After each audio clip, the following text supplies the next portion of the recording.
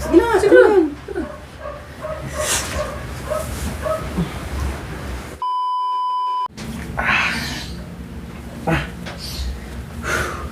Ay, pagod na. Ay, makapagpahinga din. Look. Saan talaga, oh. Naka-90s pa. Uy.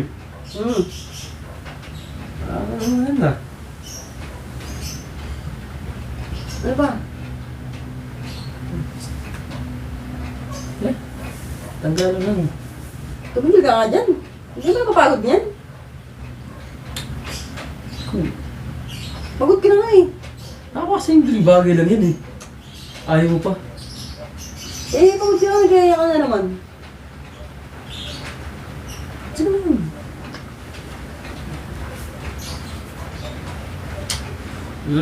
Ikaw, parang mo talaga. Ayun Yung nga. ibang mga mag-asawa dyan, pag yaya na ng mister nila, napayag na agad. Ikaw,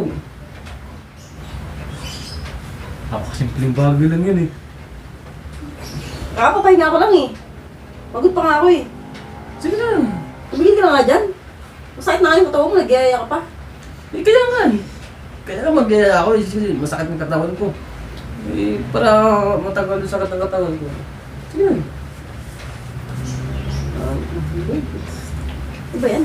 Sige na kasi. Sige na. Hindi ako simpleng ano mo lang yun eh. Oh, Oo.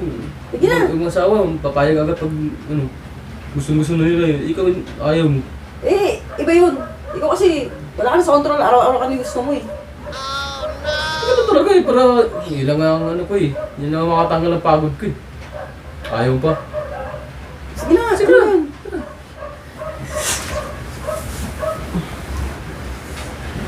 Ayusin mo. Oh, Ito. saan ba? Dito sa likod lang. Ayusin mo lang doon. Saan? Yan, yan. Yan. Ito? Oo. Sakit na ng katawan mo eh. Yung nga eh, kaya masakit katawan ko eh. Kaya palagay ako sa kanya. Papalagay ako sa nun. Kasi ng overtime ng overtime. Oh, tingnan mo, sakit ng katawan mo. Napakasimpleng bagay lang yung gawin ko yan. Ito? Oo. Napakasimpleng bagay lang yung ano ko sa'yo.